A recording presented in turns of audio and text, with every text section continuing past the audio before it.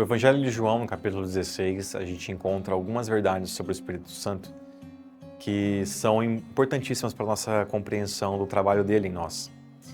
Capítulo 16, no verso 5, Cristo fala assim: "Mas agora vou para junto daquele que me enviou, e nenhum de vocês me pergunta, para onde o Senhor vai?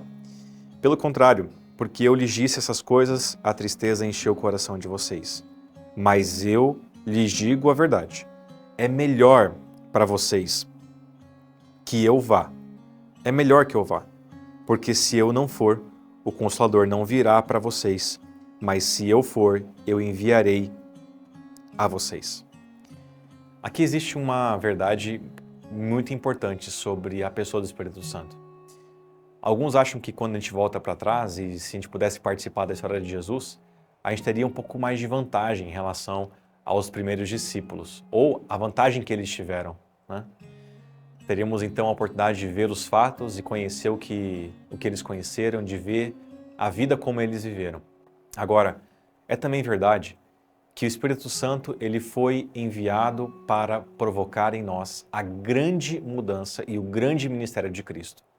Cristo veio para uma função específica nesse mundo, que foi entregar o seu corpo no madeiro e deixar o seu exemplo para que então toda a sua vida fosse implementada em nós através do Espírito Santo.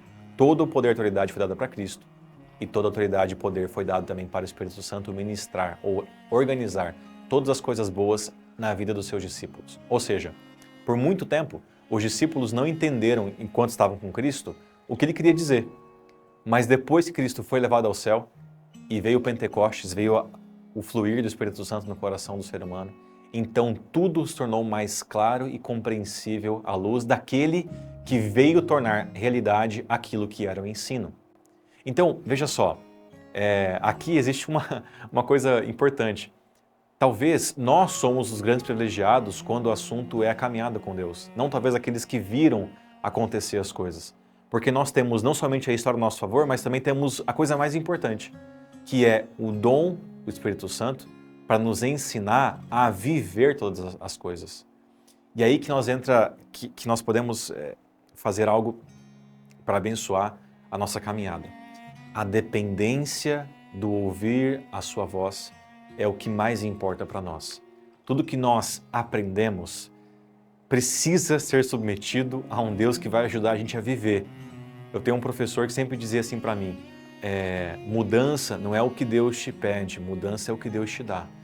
E ele queria dizer o seguinte, que o Espírito Santo é quem promove em nós as pequenas e grandes mudanças.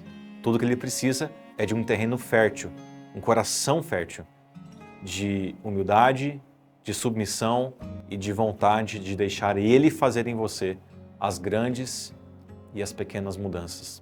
Que Deus te abençoe, que teu coração seja fértil, para que Ele venha e faça morada em você.